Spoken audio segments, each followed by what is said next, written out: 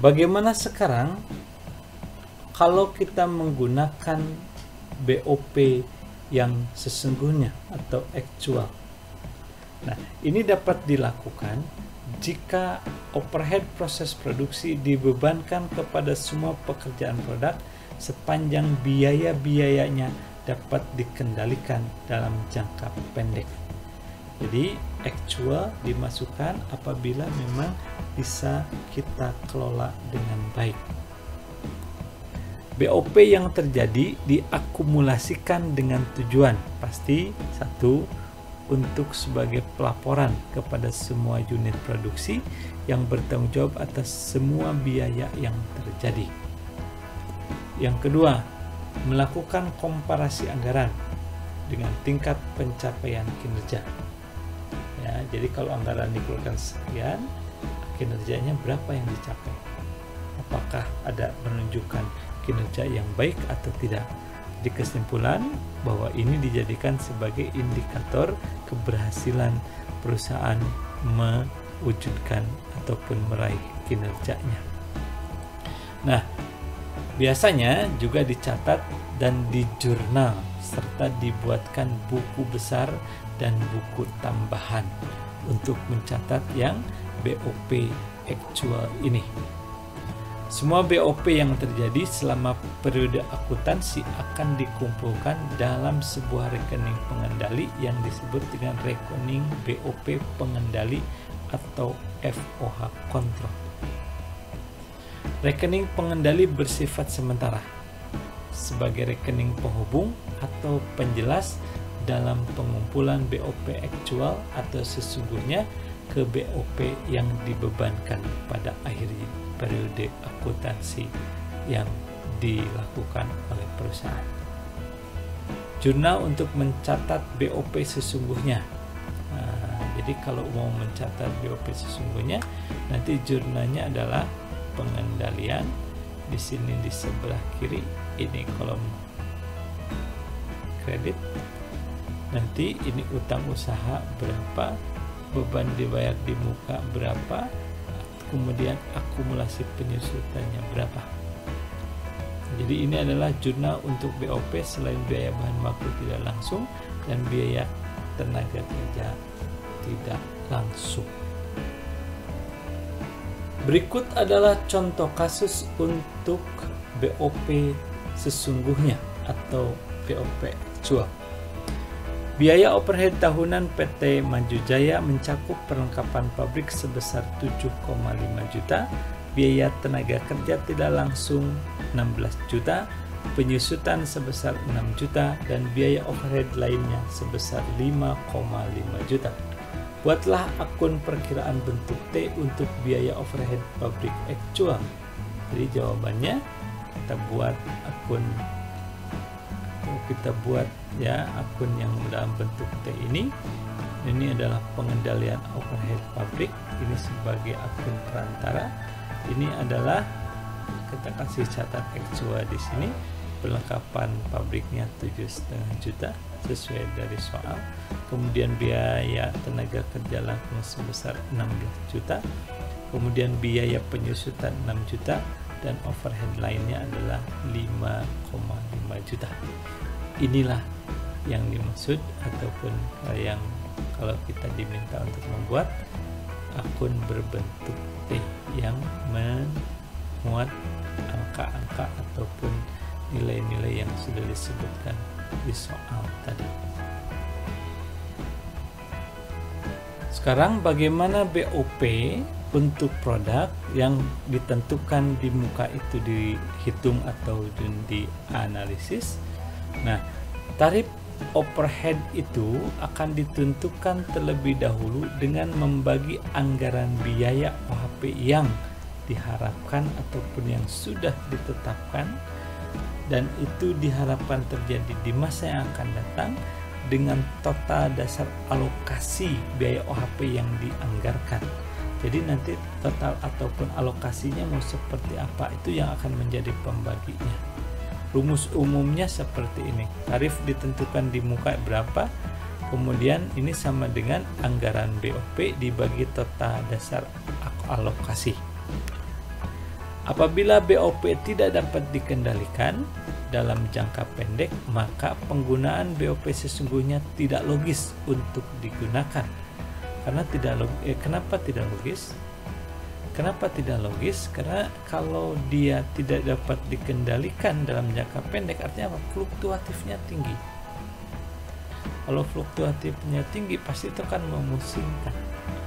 Apakah benar nggak standar BOP-nya seperti yang ada di bulan ini?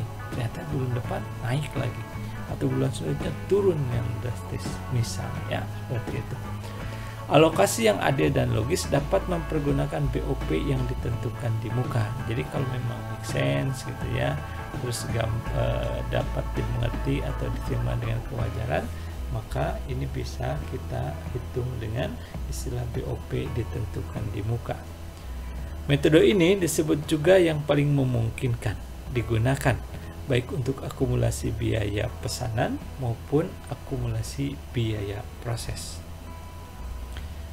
Nah, ada juga istilah BOP yang dibebankan.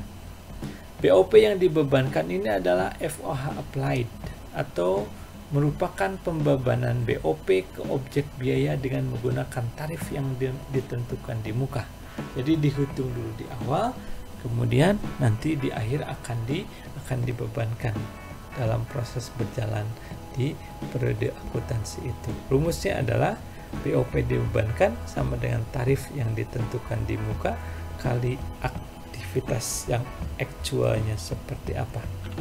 Jurnal untuk mencatat BOP yang dibebankan adalah produk dalam proses, kemudian BOP dibebankan. Ini jurnal tetap ya harus seimbang di hasilnya. Contoh BOP yang dibebankan ya, ini contoh kasusnya. PT Niat Tulus menetapkan anggaran BOP sebesar 65 juta. Tarif BOP ditetapkan berdasarkan jam kerja langsung, yaitu sebesar 25.000 jam. Aktivitas aktual perusahaan adalah 23.750 jam. Tentukan A. Tarif BOP yang ditentukan di muka. Yang kedua, BOP yang dibebankan.